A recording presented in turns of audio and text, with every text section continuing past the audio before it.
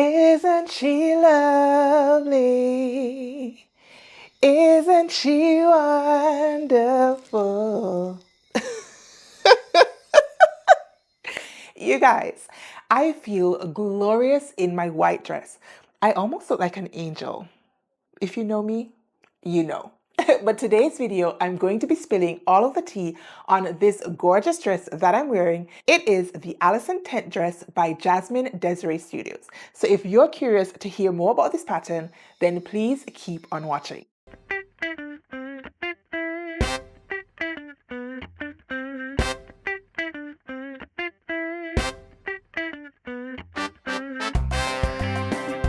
Hey Stitches, your girl Kris here. Welcome if you're new, or welcome back to the channel Unsewcial. Now, in case you don't know, I'm your girl Kris, and I am completely obsessed with sewing. So you'll find lots of information here on the channel about fitting, about construction, pattern reviews, fabric hauls, that sort of thing. So if you're new to the channel and you're not yet a subscriber, then go ahead and put yourself out of your misery, click the subscribe button, turn your notification bell on, and then you can spend some quality time right here on the channel with your girl. Now, as I said, for today's video, I am bringing to you a pattern review. Now, February is Black History Month over in America, and even though I'm not American, you guessed it, I am Black, and I thought this would be a great opportunity to support not one, but two challenges that were up and running during the month of February in the sewing community. The first challenge is the Black Handmade Pattern Designers Challenge, hosted by Nateida of So Natural Dane. I'll put her handle here on the screen, and I'll also leave it down below in the description box because she has been sharing lots of information about Black pattern designers all month long. When I say all month, I mean for the entire month of February. Now, the second challenge that was going on in February was a challenge hosted by the Black Sewing Network, and the parameters of the challenge were almost identical, I think, to the first challenge, and that is to pick a Black pattern designer and sew something up. And there was a deadline for submission of entries and that sort of thing. But the main feature was your pattern had to be from a Black pattern designer. Now, back in February, or was it the end of January? I did share a video here on the channel showcasing 5 pattern designers, 5 Black pattern designers that you should consider sewing up for the month of February. And always, you guys, we should always support Black designers. Simple. And in that video, I also highlighted the Allison Tent Dress. I decided, having posted that video, that I probably should sew up at least one of the patterns that I was recommended. Like, how can I be recommending patterns if I didn't want to sew them up myself? Now, I went with the Allison Tent Dress because I already had the pattern in my stash. I had already made fit adjustments and had made her up in a previous version, but that was a long time ago. And I figured now would be the perfect opportunity to tackle this pattern again. Now, a couple of the other patterns that I highlighted in that video, I am going to sew them up this year, you guys. The shamir bag that I had spoken about, I don't have the hardware on hand. I have to order it, and it takes a while to get to me here on the island. And what else did I want to sew up? The pattern by Butte Jador. I already have a fabric in mind, and that fabric is stuck in my fabric roulette wheel. Now, on a side note, I am hosting a challenge called Fabric Roulette, and the purpose is to get your fabrics from your stash into your wardrobe. And the way we do that is that I have stuck 12 fabrics on a digital wheel, and every month your girl has been spinning the wheel and sewing up the particular fabric. So I'm really just waiting for the wheel to give me that fabric so I can go ahead and make up the Butte Jador pattern. Then, of course, this one is the Allison Tent Dress, and I showcased 2 other patterns with you, the Cali Dress by Kichibi Style, and one more. I can't seem to think off the top of my head what pattern number 5 was, but you can go ahead and watch that video for yourself. Now, this is my completed Allison Tent Dress, you guys. Look at her. Look at how floaty and swishy she is. Look at how much movement she has. She really does pack a punch. But I do have some thoughts. Now, before I get into those thoughts, let me give you a little bit more information about the sizing. Now, I opted to do a size medium in this pattern, even though my body measurements put me in the size large.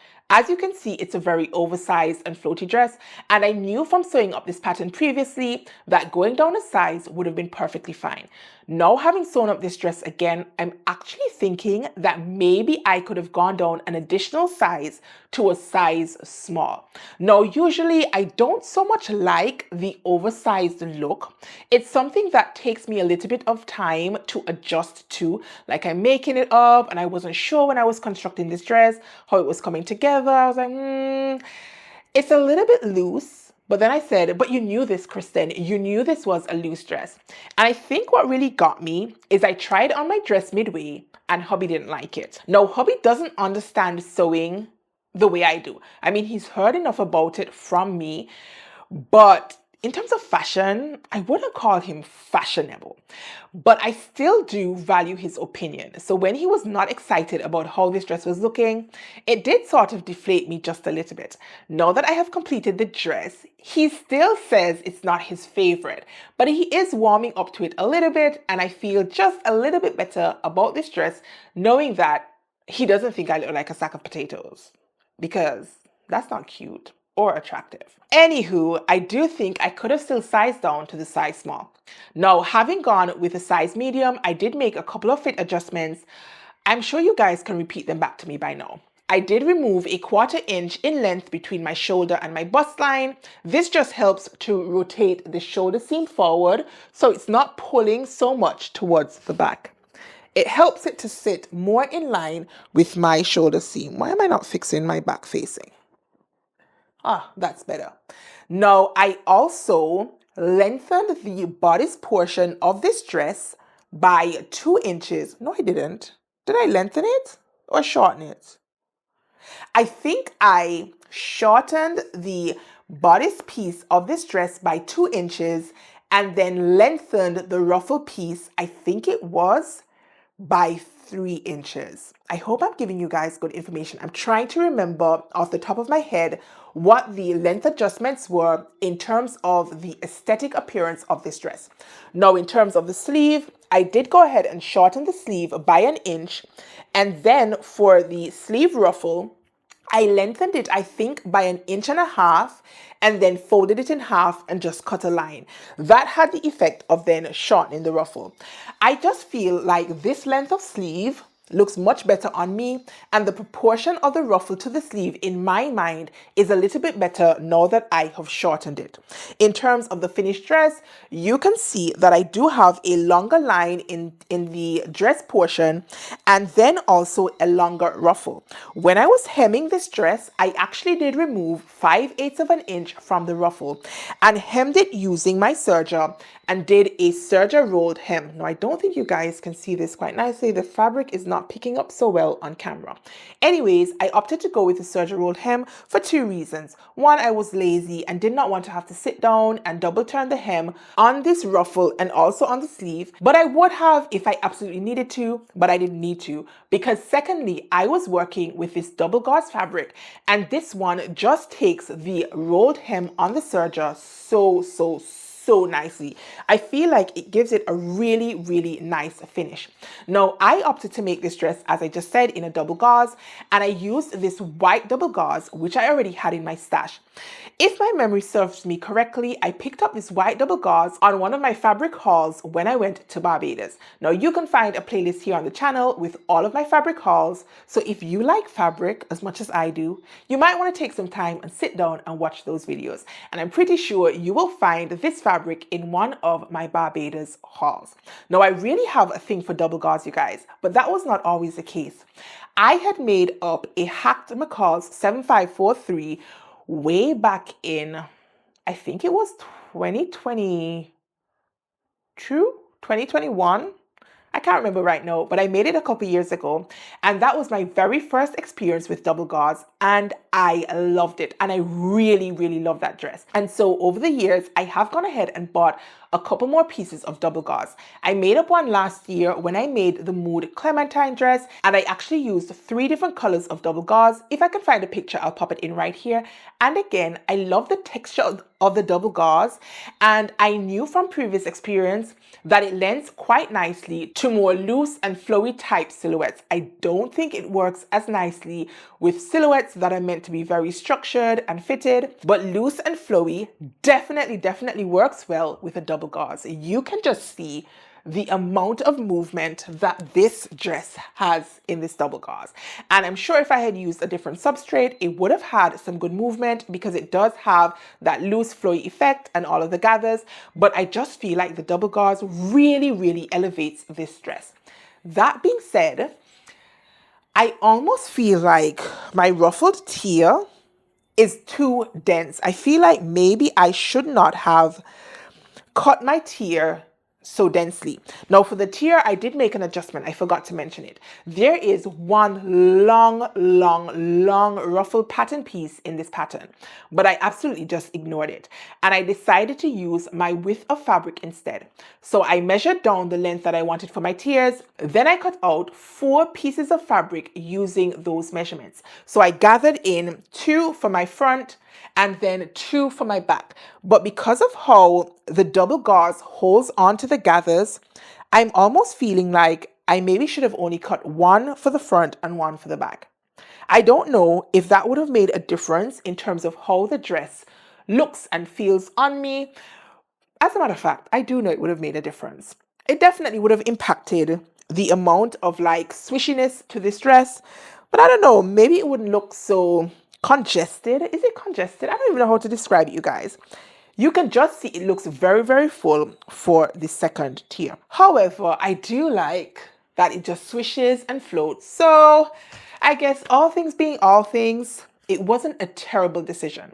Now this pattern also does have pockets, and your girl loves herself some pockets. Now these pockets are fairly low down, and it might be because this double gauze does like stretch and grow.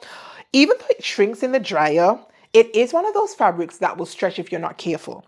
I did go ahead and use interfacing at my side seams where I put my pockets in, and I do this every single time I put pockets in, no matter what substrate I'm working with. Actually, that's a lie, except for knit fabrics, because I didn't even think that maybe I should use interfacing on knit fabrics. Have I even done pockets in a knit fabric before? I don't even think I've done pockets in a knit fabric. Anyways, I like to interface my side seams where my pockets go in just to help stabilize them a little bit. And I'm really glad I did that with this double gauze.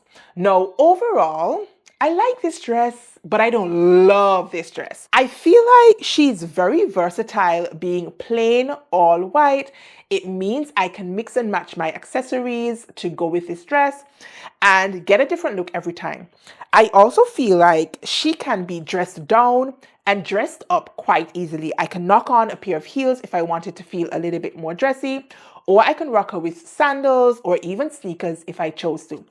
Now, there is also an option to put on a belt. And if you know me, then you know that I am definitely going to be trying to wear this dress with a belt. As I said, the loose flowy silhouette takes a little bit more getting used to for me. I like to accentuate my waist. I am a rectangular body shape, and sometimes I feel like my shape sort of just drowns in these loose overflowy dresses. It makes me feel like a box. And so when I put a belt around to help accentuate the waist, I don't know, it just makes me feel a little bit more chic. That being said, I'm definitely going to wear this dress as is without the belt and with the belt on different occasions. It really just depends on how I'm feeling at the particular time. Now, this double gauze also is quite lightweight, and it means that you can see my facing through the double gauze. I could have decided to hack the pattern and just use bias binding to finish off the neckline, but the facing doesn't bother me at all. I know it's there, you can see it, but it doesn't feel like ew to me. I find it's fine. I don't know how you guys feel about it. Be sure to drop me a comment down below and let me know whether this facing issue would bother you. Now, one perk to having this facing is that your girl was able to include her custom label. And I just love that, you guys. I love being able to put my very own label into my clothes. It makes me feel like a couturier. Is that how you say it? Couturier?